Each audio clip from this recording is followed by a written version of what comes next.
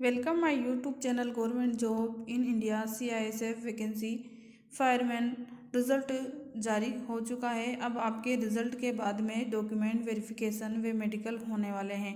तो आपके document verification व मेडिकल दोनों एक साथ में होंगे या फिर आपके अलग अलग होने वाले हैं। डॉक्यूमेंट वेरिफिकेशन के समय आपको कौन कौन से डॉक्यूमेंट की ज़रूरत पड़ने वाली है, इस वीडियो में मैं आपको सारी जानकारी डिटेल से देने वाली हूँ। तो आज का वीडियो आपके लिए काफ़ी ज़्यादा हेल्पफुल होने वाला है। वीडियो को बिल्कुल भी स्किप नहीं करें, बने रहे वीडियो के लास्ट तक।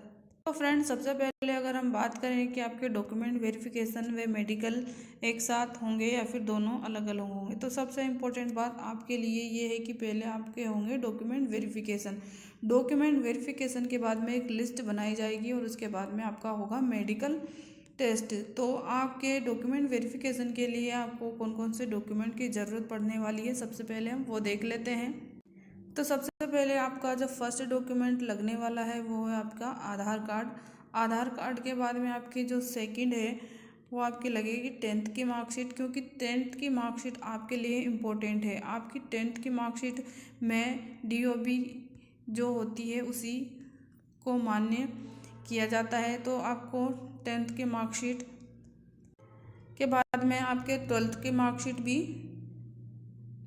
ज़रूरी है। इसके बाद में आपका फोर्थ जो डॉक्यूमेंट है वो आपका है मूल निवास प्रमाण पत्र। मूल निवास प्रमाण पत्र अगर आपने नहीं बनवा रखा है तो आपको बनवा लेना चाहिए अभी से।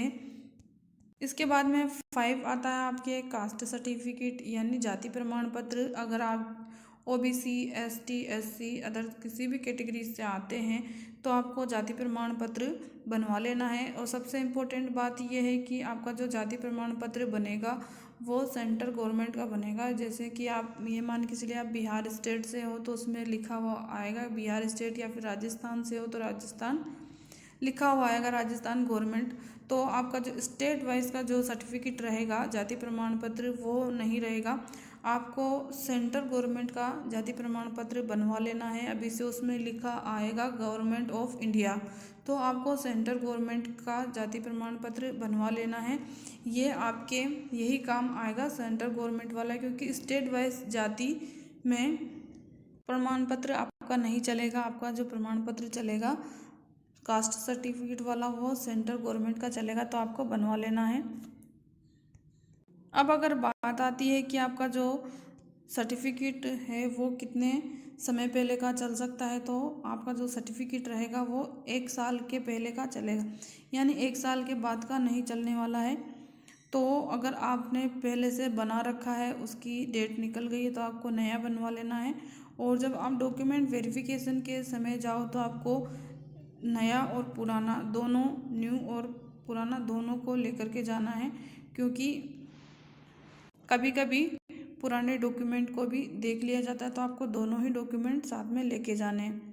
अब हम बात कर लेते हैं कि आपके डॉक्यूमेंट वेरिफिकेशन की डेट कब तक आ सकती है। तो आप ये मान के चलिए कि नवंबर के लास्ट वीक में आपके डॉक्यूमेंट वेरिफिकेशन की डेट आ जाएगी। और डॉक्यूमेंट वेरिफिकेशन के बाद में आपके एक लिस्ट बनाई जाएगी मेडिकल के लिए, यानी डिटेल मेडिकल आपका बाद में होगा। पहले आपके DV होंगे और DV के बाद में आपका मेडिकल होगा, और मेडिकल के बाद में आपका फाइनली सिलेक्शन होने वाला है।